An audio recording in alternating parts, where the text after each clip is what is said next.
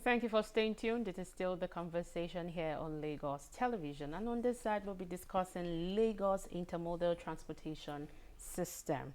From buses and trains to ferries, the state government is striving to deliver an efficient and sustainable transport network. But how far have we come in achieving a truly intermodal system that eases movement and boosts productivity? Joining the conversation here is Yinka Aderibigbe. He is a media consultant and transport correspondent, and together we will be delving into this topic of discourse. You're welcome. Yeah, thank you for having me this morning. It's nice to be here. Glad to have you here. Right, let's understand the concepts of what an intermodal transportation system is. And for a city like Lagos, now Lagos is densely populated. You have a lot of people trooping in every day. So how critical is really having an intermodal transportation system that works? Yeah, it's as critical as the air we breathe, because we're talking here about a state with a population of about 25 million. That's about 10% of the country's population. Small size state, but then with that kind of population, what you can call small body, big engine. You know, so there's pressure on the infrastructure, there's pressure on movement. We've left it for so long. A state that size that started really getting big by the time we crossed the millennium, getting into the mega city status and then outstripping that. So we can't but begin to look deeply and seriously on intermodal systems. And that is ensuring that the road, the rail, and waterways are top-notch. The state is also taking giant strides even on the aviation sector. There's the airports coming up around the Ekpe axis. So we can't but play we can't but play high on ensuring that we give our people multiple alternatives to move around. In fact, you also must add to that the non-motorized transport, that is walking and cycling. A lot of us don't believe that strolling and walking is actually a form of transportation. You have people who have the attitude of not stopping their vehicle, a bus, until they almost get to their dormout. I mean, you don't get that anywhere. There is that opportunity for you to also walk, not only because it's healthy, but it's also part of the modes. So you're strolling, you're walking to the stations, then picking a first bus, what we call the first and last mile now. Yeah. Then from there, taking the mega bus to where you are going, or joining a train to where you are going, and picking a bus to your destination. Everything must be seamless, and that is what we are talking about here as intermodal transportation. So having understood the concept, now how would you rate the state government's progress in really achieving an intermodal transportation system? I would say that Lagos is an example of a city that works, a state where the power of ideas is moving so many things. Before now, you know, the Jakonde era, 1983, as far as that, you see the state, you know, grappling with the challenge ahead in the future and thinking of having a rail system that could soak up that challenge. Though it was aborted, but the idea got a fillip when, as it then was, Asiwaju Bola Ahmed Tinubu, Governor of Lagos, picked it up again and started running with it. So by 2003, you have him now having a special purpose vehicle called Lamata to help coordinate all activities of the state in area of transportation, because we realize that's not something you leave to the state agency to do. It's not something that you must handle on a per chance basis of when funds are available in terms of, okay, so when do we leave, give what you call your yearly allocations. There must be a special vehicle to help you coordinate.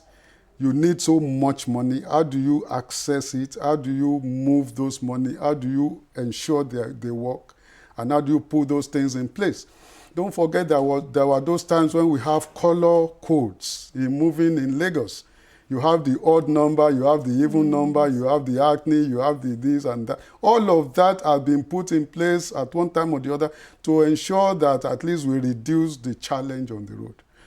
But because of the increase in demand for the infrastructure, because of the growing population, there's need for an agency like Lamada to help coordinate. And that's why they came in. They came on the stage and they gave to Lagos a master plan of the system that can work in Lagos. All of this system encompassed, non-motorized road, rail, waterway, and all of that. And that also informed why LASWA had to be, had to come on stage.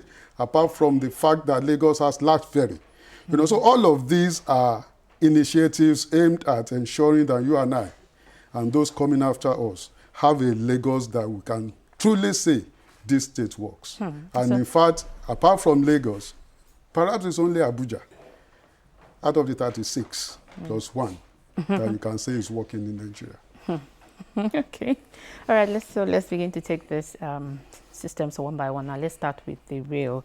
I have been opportune to travel on the rail, the red and blue line. I did a special report there and I spoke with commuters, and everyone was applauded the state government for the initiative and how it has helped in reducing travel time and how it has helped to aid productivity. You get to your place of work, agile. You don't have to waste time on traffic anymore. So let's talk about the impact that the blue and red line has had on Lagos residents. We can't imagine the question on the lips of Nigerians in the last 2 years is how actually did we live before these things came? How did we manage to just survive? Because, like the blue line introduced around September 4, 2024, precisely, I think. Between that and now, 2023, between that and now, it has taken about 2 million plus passengers.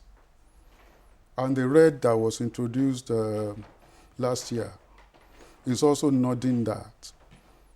So much so that the state had to introduce 3 new units for the blue line. And I believe that even the red is also on the way. It has reduced travel time by as much as 50–60%. It has ensured that you and I have our life back again. Because you can imagine what Lagos will be without the train. You are talking of a train that can soak up about 500–600 people per time. You just put your imagination on how many buses that could be and what that would be on the pressure on the road. So those are the kind of things that we are talking about. And so we must applaud the state government, but you see, the thing is that the result for hard work is more work. And so there is that urgency to also see that the green, the orange, and the purple are also on stream as early as we can get them. Yeah. Of course, they've started the stakeholders' engagement on purple and the green and purple. The green, but we believe that if this can also come on stream early enough, it will add value to the state. We can generate and create new money. People can move freely. We don't really need to. We punish the poor. by exposing them to elements just because they have to move. Imagine a state of 25 million people. 20 million of them must move every day.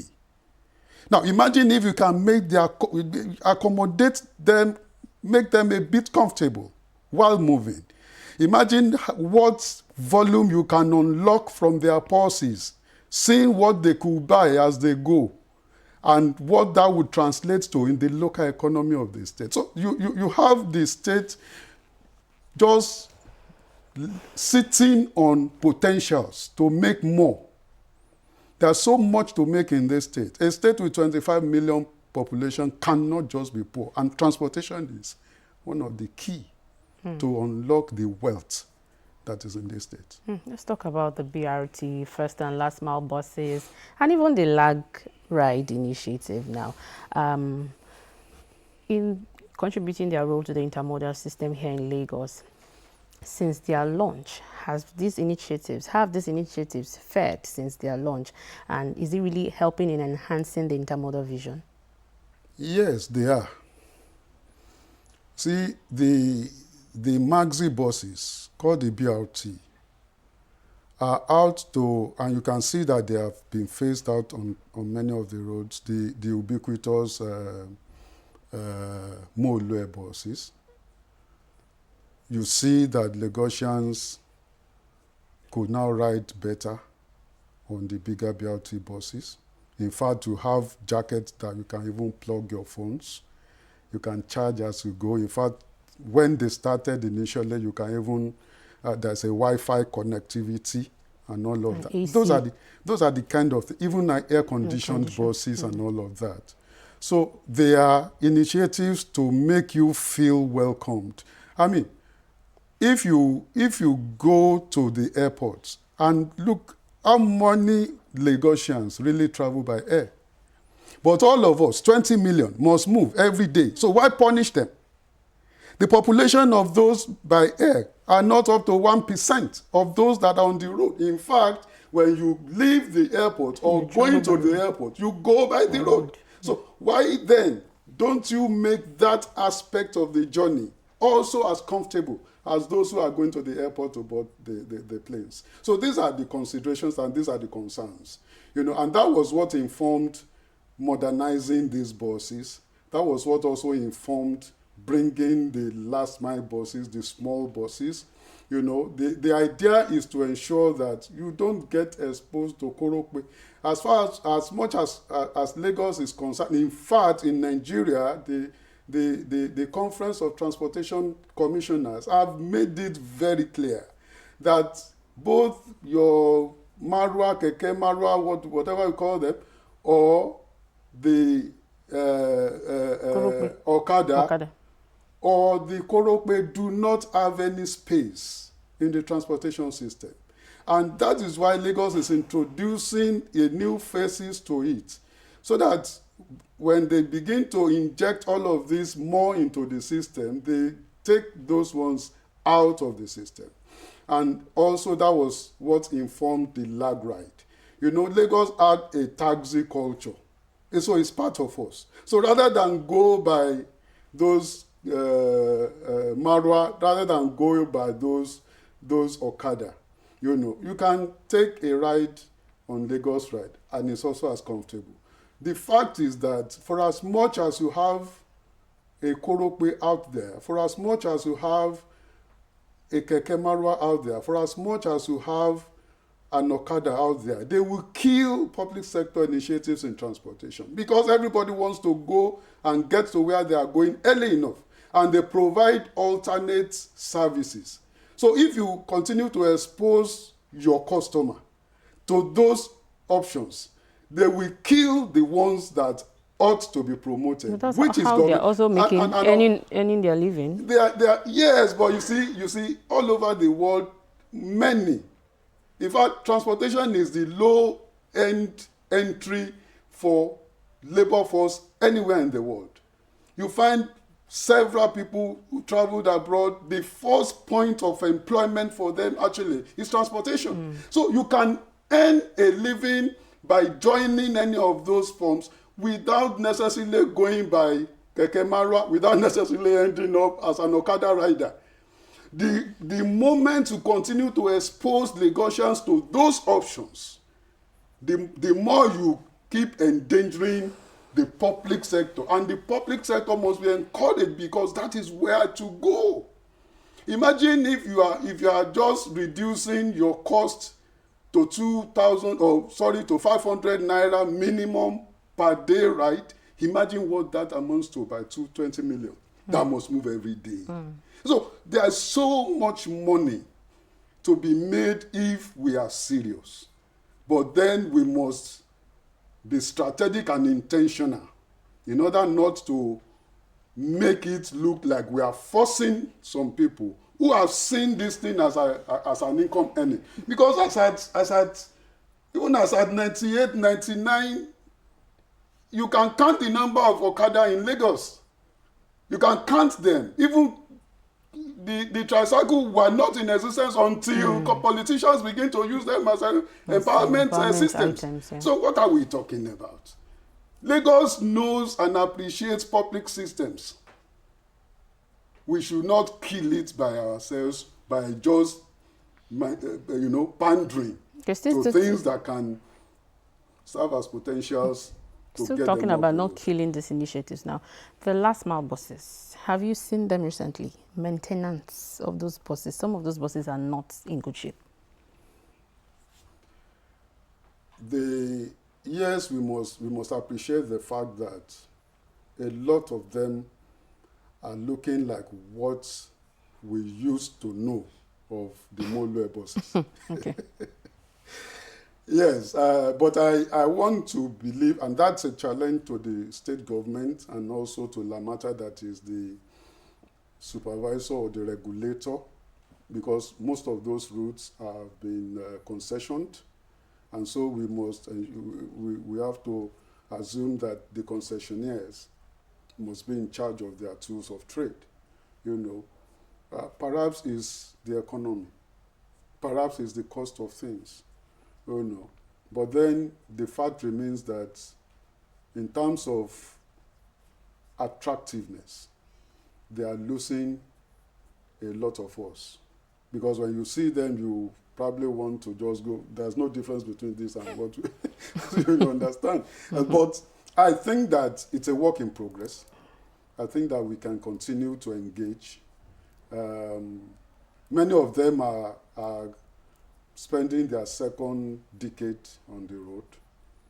So you can assume that the wear and tear of daily run is also taking an effect.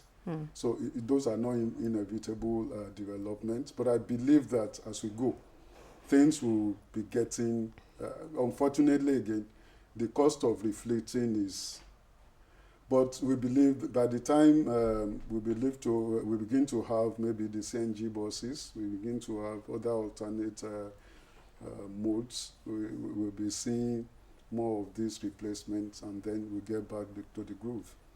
All right, let's move over to water transportation now. How well has water transportation been incorporated into the intermodal system? And what's your take on the steps being taken by the state government to ensure safety and efficiency in water transport? Yeah, since the Ashiwaju years, there's been deliberate attempts, intentional attempts to make water transportation more attractive. That informed why LASWA had to be there, to take the job of regulation out of Lac Ferry. And since it was established, you can see the robustness that LASWA has put in waterway systems. In terms of regulation, they've been top-notch. About a year or so ago now, they also have a control center at their headquarters. Through the screen, they can see, what is happening on all the corridors on the waterway. With international collaboration, they are trying to open more routes and make the waterway safer. There's been attempts in the past to, increase ridership by, significantly, even up to 2 million or whatever. There are the challenges in that, but I believe that things are looking better now. They now have an investor, major investor in Omieko, Caverton Marines, and so things are looking much more better than when Governor Fashola was there, than when Governor Ambode was there. Their sustained attention on maritime issues, inland waterways, transportation, has made it, the attention has shifted to it now more than before. And so just about a month ago, the Federal Ministry of Marine and Blue Economy also donated about 2 million life jackets. So you see that despite the fact that Lagos has more busy waterway, unlike 27 other states that are littoral states, yet the frequency of accidents on Lagos waterways are very minimal. And that's as a result of concerted activities and attention of the government on the waterway. So they are making it more attractive to investors. It's still more expensive than road, far more expensive than the rail. But then is the way to go, especially for riverine communities and those who really want to move like a dash between where they are and where they want to be. You can make Ikorodu to Marina in 15 minutes on the waterways. You can't do that on the road. You certainly will need about 30 minutes or more on the rail. So these are the opportunities that you have, and that is why the government is moving very aggressively and intentionally about developing capacity and competence on the waterways, and they are getting there. So I believe that what we need to do more is to improve the connectivity between the rail, the waterways. Yes, I was going to ask. When we get there, of course, there will be more robustness. People will have more alternatives. You can park. There could be opportunities for park and ride. Park your car somewhere. Move by water. Move by rail. Get to your destination. Conclude your business transactions and get back to the station. Pick your car and go back home.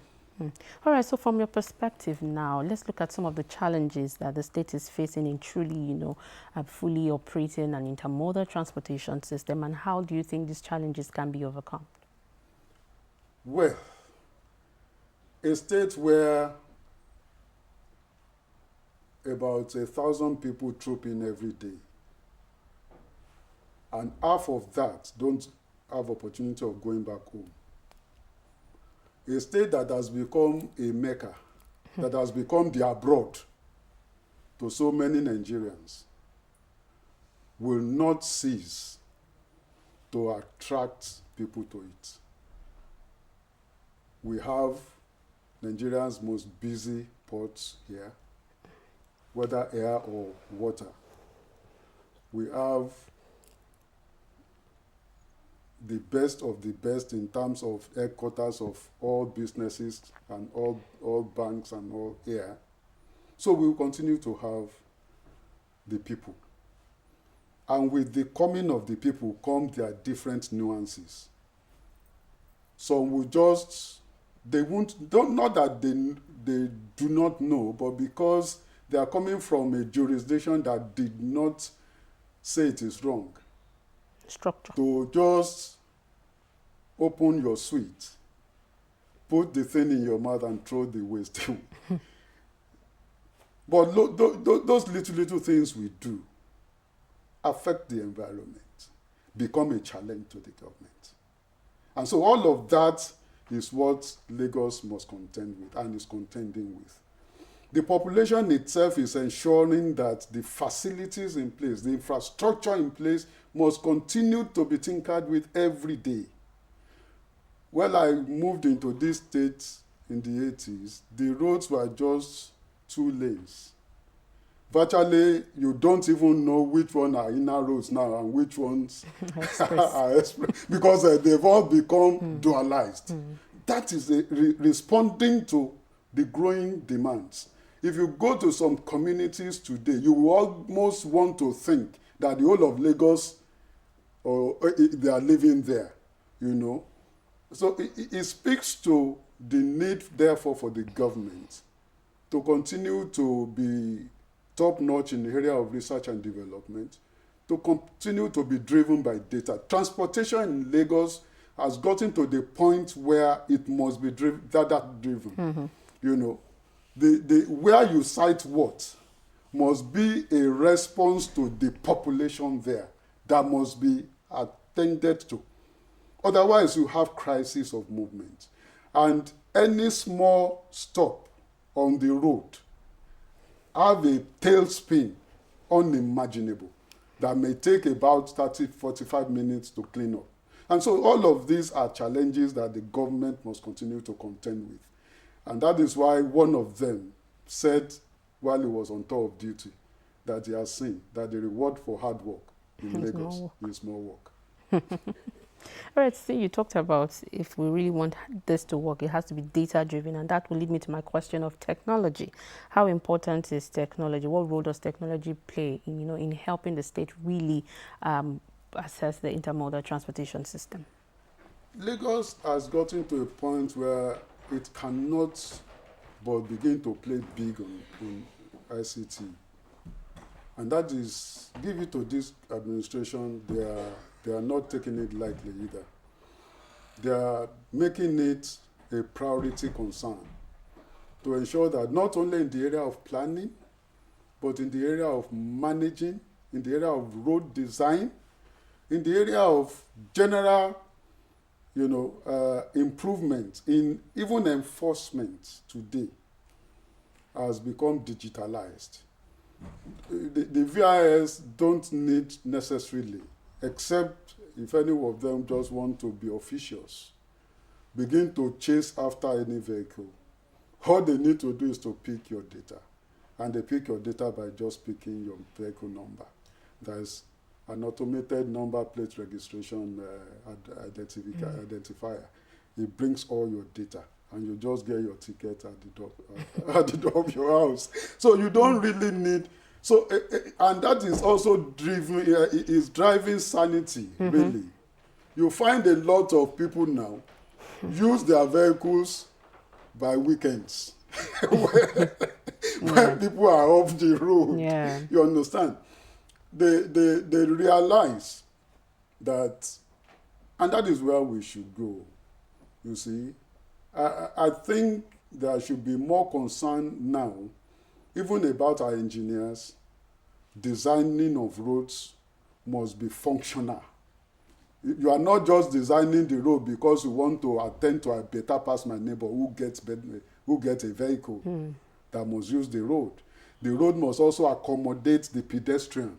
The road must accommodate even the one that is, living with a challenge. So, and that's the work of the engineer. And the engineer must also, respond to feedbacks from, research driven by technology. So all of this taken together, you realize that with the population we have and still growing, by 2035, we will even be netting about 50 million people. And that's just about 10 years away. So how do we sit comfortably by that 10 years with the same size of land, grown population, and then we begin to fit into what is available? That is the challenge of leadership.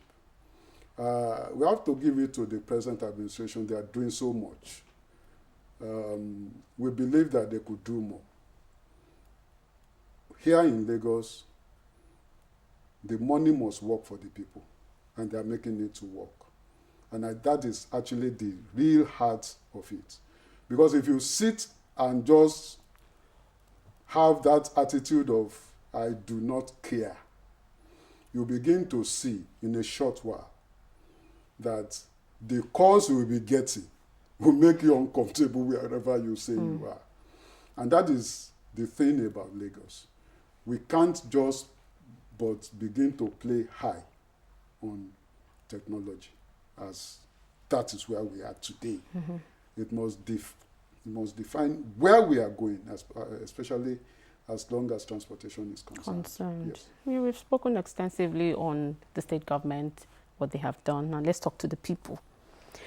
So what advice do you have for the public, to ensure that they contribute their own quota to the success of intermodal system here in Lagos? Our people must realize that everything is for their benefit. And as it is in other well-planned jurisdictions, if past leaders have cheated us so much as to deny us the benefit of these things before, that does not mean that those who are there now must continue that trajectory. You have, in some other jurisdictions, system that has been working for 250 years. In UK, for instance, you have the train system that has been on for over 150 years. In Nigeria, we are just starting less than a decade, or in fact, less than 5 years of the blue line, and less than 2 years of the red. In other words, you have a generation that do not even know how to enter the train, not to talk of how to. So we have a huge challenge there. So there will be attitudinal indifference, there will be resistance, there will be abuse, and all of that. Of course, the government is trying to front load all of that and trying to accommodate them. Of course, you need to. When things are like this, as you are enforcing, you are also embarking on moral suasion, and you are also embarking. So you need all of that to keep the people, because you cannot afford to get them against you, even while you are doing the best for their interest. I believe that government is doing so much so well, but we too, as a people, must begin to have a change. But much more especially, other state governments must now begin to take a cue from Lagos and do what Lagos is doing in their own states. So that even if we have people who must necessarily move into Lagos from other states, maybe because of their new competencies, because of their skills and all of that, they will be coming from informed background. And so they know what happens when you get to urban organized societies. So you don't have a culture shock when we get to Lagos and they begin to see how things are done, and you then begin to now confront it. So these are things I believe that we have to, put in the whole mix in order to ensure that we get to where we want to be. Mr. Aspirando, how close is Lagos to achieving a world-class transport system? It's still very far. How far? As far as the sound of light. You see, but we are on the journey. And we cannot deny ourselves the fact that we must respond to our local challenge and our local environment. What we have been denied for close to a century cannot be changed in a decade. So you need to just continue to sustain the development. Now, Lagos is very good at that. That we have had a successive regime of like 5 administrations back to back that have shared vision, that knows where the state is going, when, and how it must get there. Now, nothing must be allowed to truncate that, because you have a kind of culture here where we have not ingrained in us the need for continued national interest or national politics or policies. You have a proclivity for anyone that gets to anywhere to want to reshape what he meets on ground.